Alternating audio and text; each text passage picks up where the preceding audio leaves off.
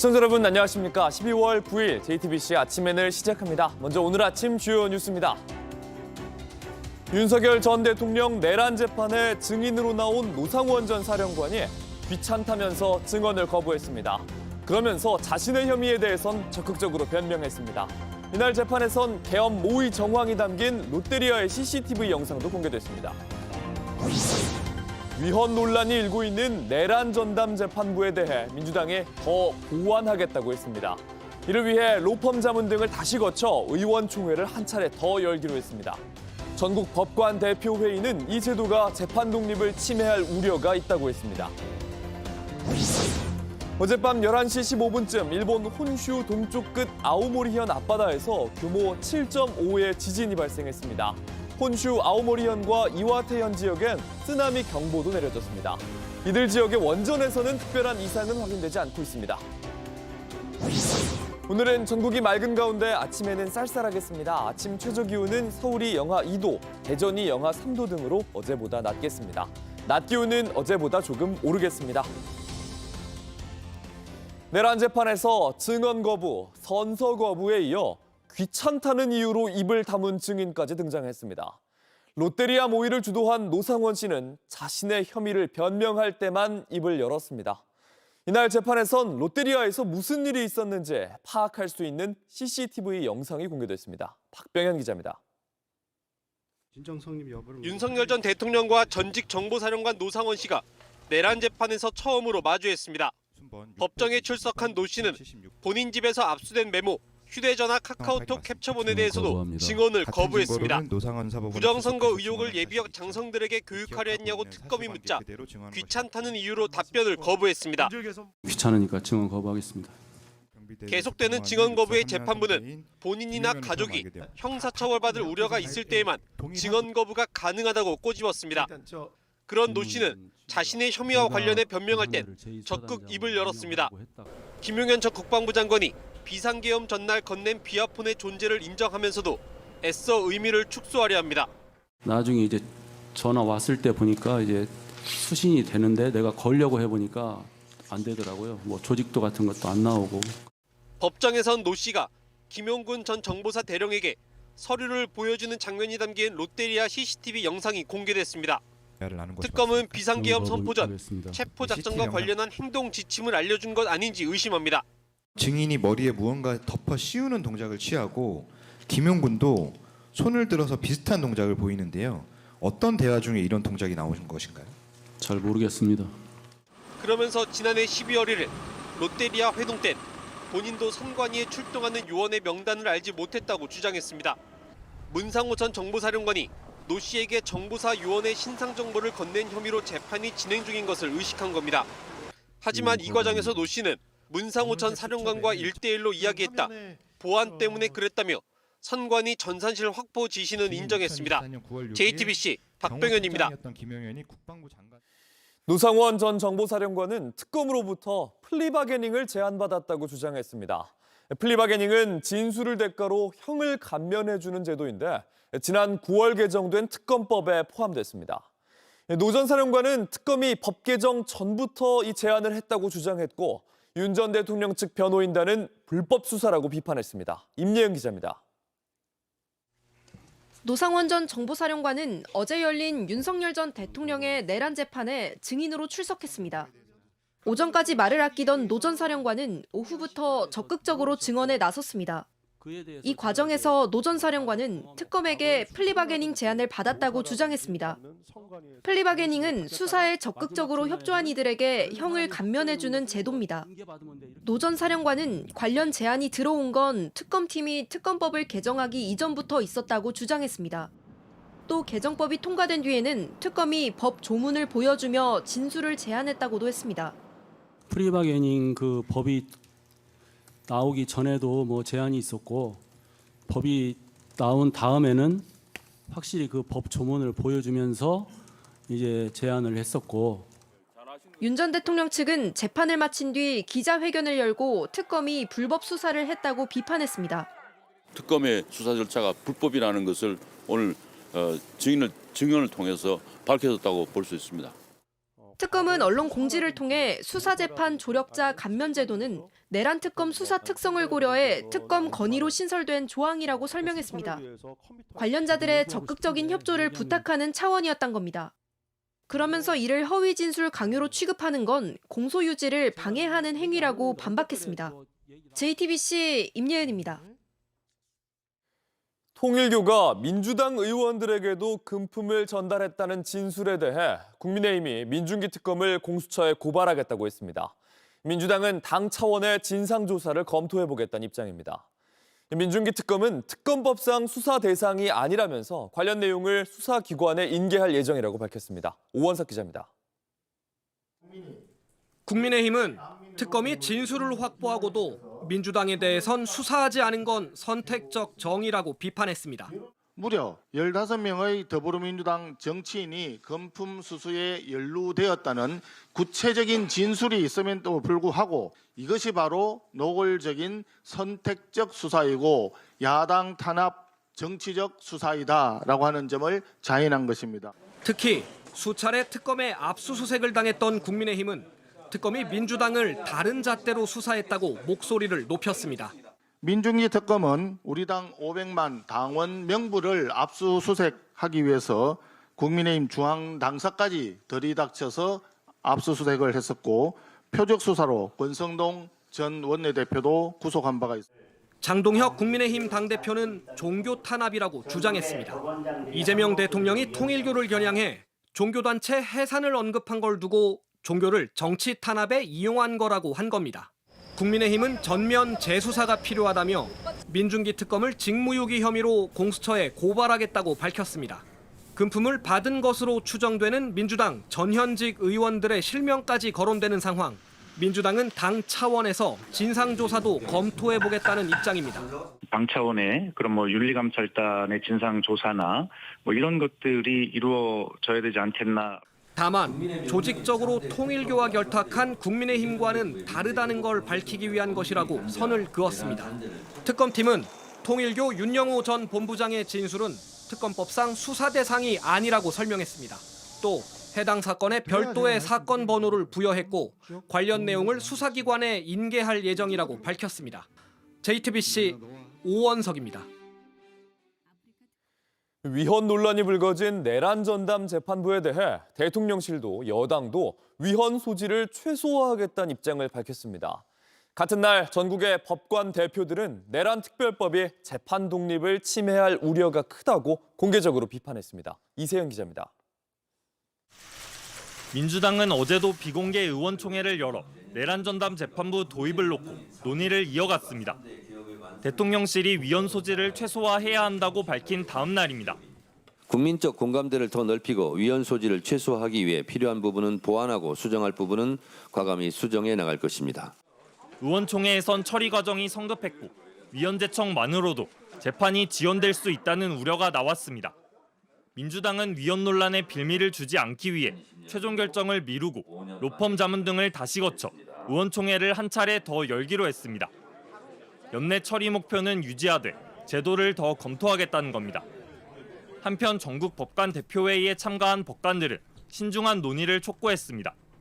법관들은 5시간 넘게 논의한 끝에 비상계엄 관련 재판의 중요성과 국민의 우려를 엄중 인식한다면서도 위헌성 논란과 재판 독립 침해 우려가 크다고 밝혔습니다. 지난 5일 심각한 우려를 표한다고 밝힌 전국 법원장 회의와 사실상 같은 입장입니다. 전국 법관 대표회의까지 공개 비판에 나서면서 사법개혁안을 둘러싼 사법부의 반발은 더 커질 것으로 보입니다. JTBC 이세연입니다. 국민의힘은 정부를 규탄하는 마라톤 의총을 열었습니다. 장동혁 대표가 필참을 당부했는데 의원들 절반은 자리를 떠났습니다. 지난주 친윤계였던 중진 의원도 장 대표를 비판했는데 여전히 계획대로 가고 있다는 장 대표를 향해 대안이 필요하다는 목소리가 나오고 있습니다. 송지혜 기자입니다. 이재명 정권과 민주당의 입법 폭주를 규탄하기 위해 열린 국민의힘 의원총회. 민생은 실종되었습니다. 통합은 사라졌습니다. 지도부가 필참을 당부했던 만큼 초반엔 회의장이 어느 정도 들어찼지만 시간이 지나면서 빈자리가 늘었습니다. 결국 소속 의원 절반 정도만 초청 인사들의 발표를 들었습니다. 나치가 무엇보다 중요시한 것은 언론 통제였습니다. 아무리 봐도 우리나라가 이쪽으로 가는 것 같은 걱정이 듭니다. 의총에 참석했던 한 의원은 당내 문제를 허심탄회하게 토론해야 할 때 아니냐며 아쉬움을 드러냈습니다. 지난주 장 대표를 공개 저격했던 원조 친윤 윤한홍 의원.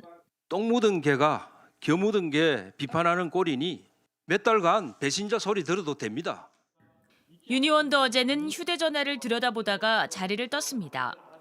이러한 공개 저격에도 장 대표는 여전히 계획대로 가고 있다 주장했습니다. 저만의 타임 스케줄과 저만의 계획을 가지고 지금 가는 데 있어서 지금까지는 제가 생각했던 거에서 크게 이탈하지 않고 가고 있다고 생각합니다. 장 대표는 앞으로 한 달간 의원들을 만나 의견을 청취하겠다는 계획인데 바뀌려면 진작 바뀌지 않았겠느냐는 회의론도 감지됩니다. 계엄 1년 사과 성명을 냈던 의원 25명은 텔레그램 단체 대화방을 만들어 정책 대안을 제시할 후속 조치에 나설 예정입니다. JTBC 송재입니다.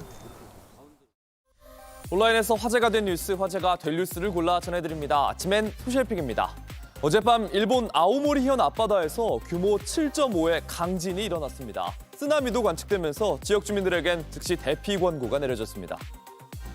시계바늘이 11시 15분을 가리킨 밤, 사무실이 크게 흔들리기 시작합니다. TV 화면은 지진 경보를 알리고 집 안에서도 흔들림이 느껴집니다. 대만에서 온 관광객들은 호텔 내부에서 쏟아지는 물건들을 막느라 필사적이고 당황한 프랑스인 여행객들 곧바로 건물 밖으로 대피해야 했습니다. C'est pas comment faire? Oh bah juste le sol qui tremble quoi. Et tout qui tremble quoi. 本日23時16分、青森県沖で震度6強の地震が発生しました。政府においては同23時16分に官邸対策室を設置しました。 아오모리현은 홋카이도와 마주보고 있는 일본 본토의 최북단 지역입니다. 주변 지역 해안가에는 최대 3m의 쓰나미도 예보됐습니다. この津波警報を発表している予報区につきましては、直ちに沿岸部や川沿いにいる人はすぐに高いところに避難をしてください。 수천 명의 주민이 정전을 겪거나 건물에서 불이 나는 등 사고 소식도 이어졌습니다. 오늘 오전 6시 20분쯤 쓰나미 주의보는 모두 해제된 상태인데요. 일본 기상청은 다음 주까지 비슷한 규모의 여진이 발생할 수 있다며 주의를 촉구했습니다. 넷플릭스가 워너브라더스를 720억 달러, 우리 돈 약 110조 원에 인수하겠다고 발표했습니다. 그러자 파라마운트가 스트리밍 서비스를 견제하면서 적대적 인수 합병에 나서겠다고 밝혔습니다. 현지 시간 5일 넷플릭스는 워너브라더스를 인수할 예정이라고 발표했습니다. 해리포터 시리즈부터 프렌즈, 왕좌의 게임, 슈퍼맨 등 독보적인 콘텐츠 자산을 가진 워너브라더스가 넷플릭스와 결합한다는 소식, 미디어 산업의 격변을 예고했습니다. 그러자 현지 시간 8일 경쟁자였던 파라마운트가 더 높은 가격으로 적대적 인수를 선언하면서 상황은 복잡해졌습니다.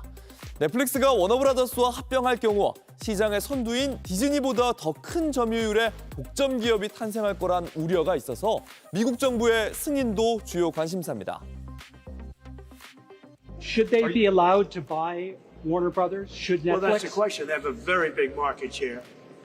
And when they have Warner Brothers, you know, that share goes up a lot. But it is a big market share. There's no question about it. It could be a problem. 파라마운트는 연간 30편 이상의 영화를 극장에서 개봉하겠다고도 덧붙였습니다.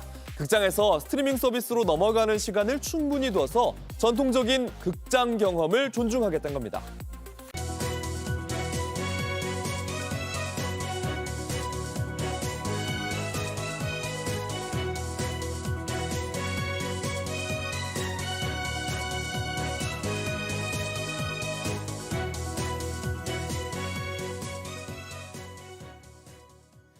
고객정보 유출 사태 열흘째, 사라졌던 쿠팡의 사과문이 다시 올라왔습니다. 대책 대신에 쿠팡을 떠난 고객을 상대로 돌아와서 환영한다는 쿠폰을 뿌리고 있는데 고객들의 불안에 제대로 대처하지 못한다는 비판이 쏟아집니다. 박소연 기자입니다. 쿠팡 애플리케이션 첫 화면입니다. 할인 쿠폰이 도착해 축하한다는 글이 가장 먼저 뜹니다. 앱에 접속하니 웰컴백 쿠폰이 팝업으로 나왔다는 사람도 있습니다. 정부의 지시로 첫 화면에 다시 내건 개인정보 유출 사고 공지글은 이 쿠폰을 누른 후에야 볼 수 있습니다. 이렇게 좀 쿠폰을 주고 좀 얼버무리는 건가 싶은 생각도 좀 들고 사용자들을 되게 우습게 생각하나? 이런 생각도 들고. 이에 대해 쿠팡 측은 유출 사고 공지글을 가릴 의도는 없었다며 쿠폰 제공 안내글은 고객 서비스 일환이라고 해명했습니다. 새로 내건 안내글에도 추가 피해는 없다는 말만 강조할 뿐 이용자들이 가장 궁금해하는 보상안 등 핵심 정보는 여전히 침묵하고 있습니다. 우리가 느끼는 불안감에 비해서 쿠팡 측에서 대응하시는 거 보면 별일 아닙니다. 무성의하게 좀 대응을 하시는 것 같아서 고객한테 신뢰를 무너뜨린 것 같아요. 이번 개인정보 유출 사태와 관련해 정부는 쿠팡에 전담 대응팀을 따로 운영하라고 지시했지만 이마저도 지키지 않고 있습니다. 일반 고객센터에서 유출 피해 대응도 하고 있어 내부에서는 상담사 보호 시스템이 전혀 없다며 불만이 터져나오고 있습니다. 저는 개인정보보호센터로 전화드렸는데 저희는 쿠팡 고객센터인데요. 저희 쪽으로도 연결이 좀 되는 부분이 있어서 연결은 최고 쪽에서 다 드리도록 할게요. 대통령실은 쿠팡 개인정보 유출로 2차 피해가 발생할 경우에 대비해 책임 방안을 명확히 제시하라고 지시했습니다. JTBC 박수연입니다. 독립기념관 사유화 논란으로 보훈부 감사를 받고 있는 김형석 관장이 또 독립기념관에서 예배를 열었습니다. 단상에 올라서는 말도 못하는 고난이 닥치고 있다면서 역사가와 목사로서의 사명을 목숨 걸고 지키겠다고 말했습니다. 바로 지난 토요일 일입니다. 임지은 기자입니다. 김형석 관장은 올 5월에 독립기념관에서 교회 예배와 ROTC 동기회를 열었습니다.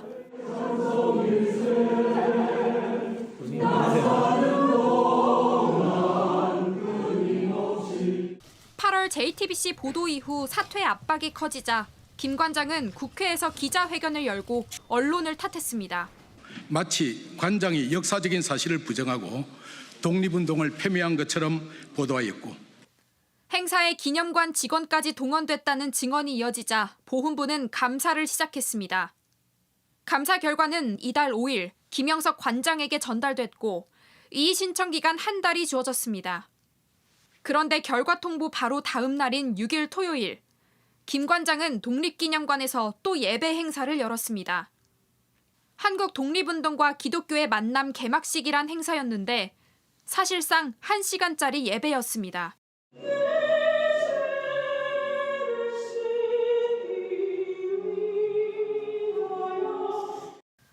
묵도로 시작해 찬송, 기도, 성경 봉독, 특송까지 이어졌습니다. 김형석 관장은 단상에까지 올랐습니다. 1년 동안 말도 못하는 고난이 닥쳐왔습니다. 이번에도 제2의 독립운동과 기독교 행사를 할 것이냐라고 hir난하고 이것은 우리가 잘못하는 게 아무것도 없는데. 김 관장은 자신이 목사이기 때문에 그 사명도 지키겠다고 했습니다. 바른 역사를 지키기 위해서 목숨을 내놓고 살아야 되는 역사가의 사명을 받았는데 또 목사의 사명은 진리를 선서하기 위해서 목숨을 내어놓아야 되는. 이들은 언론의 촬영까지 막았습니다. 자, 찍지 마세요. 네. 찍지 마세요. 보훈부는 사유화 의혹과 업무 추진비 사적 이용 등에 대한 특정 감사는 마무리됐고 결과에 따라 절차를 밟겠다고 밝혔습니다. JTBC 임지은입니다. 날씨입니다. 오늘은 전국이 맑은 가운데 큰 추위는 없겠습니다. 아침 최저 기온은 서울이 영하 2도, 대전 영하 3도 등으로 쌀쌀하겠습니다. 낮 기온은 서울이 8도, 광주와 대구가 10도 등으로 어제보다 조금 높겠습니다. 건조경보가 내려진 강원 영동에선 바람도 강하게 불겠습니다. JTBC 아침 N을 마칩니다. 내일도 7시 반에 아침을 열겠습니다. 시청해주셔서 감사합니다.